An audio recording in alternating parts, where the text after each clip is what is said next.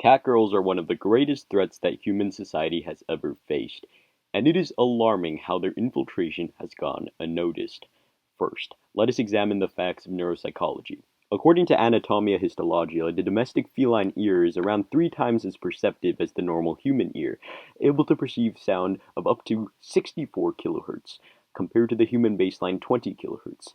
As you can imagine, processing this extraordinary auditory input requires extraordinary brain power. Consequently, a proportionately large percentage of a cat's brain is dedicated to auditory processing, around 15 to 20%, compared to the roughly 5% occupied by the human auditory cortex.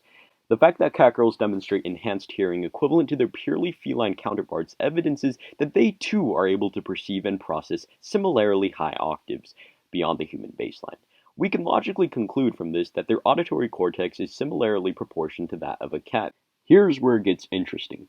Human communication operates on the basis of a series of cognitive frameworks, inherent mental heuristics that are rooted, apparently, in brain structure. This is evident in our comparative ease of complex communication with something like a chimpanzee or gorilla, as compared to our relatively more difficult communion with more biologically dissimilar species of comparable intelligence, such as dolphins and corvids. Monkey brain is similar to human brain, dolphin brain different from human brain, human talk easier to monkey than dolphin. The fact that the catgirl cranium deducibly dedicates supernormal space to auditory analysis would imply that they suffer impediment in this regard.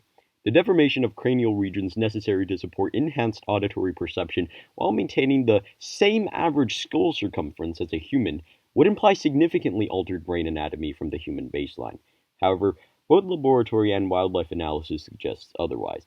Catgirls are able to communicate with humans on what seems to be a largely equivalent basis, at least on first examination. The sapience of catgirls does not seem to extend beyond a largely first-glance basis. Moreover, higher cognition beyond a basic level of communication in catgirls seems generally retarded in comparison with the human baseline, suggesting that enhanced auditory perception is somehow selectively viable over mental capacity in this species.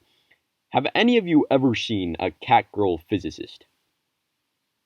That's what I fucking thought. So that why then would it be evolutionary advantageous for catgirls to possess nominally human-level communication while sacrificing human-level cognition?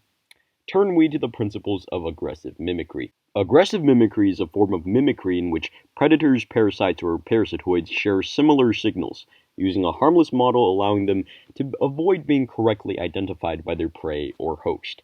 In its broadest sense, aggressive mimicry could include various types of visual exploitation, such as when an orchid exploits a male insect by mimicking a sexually receptive female. That sounds vaguely familiar.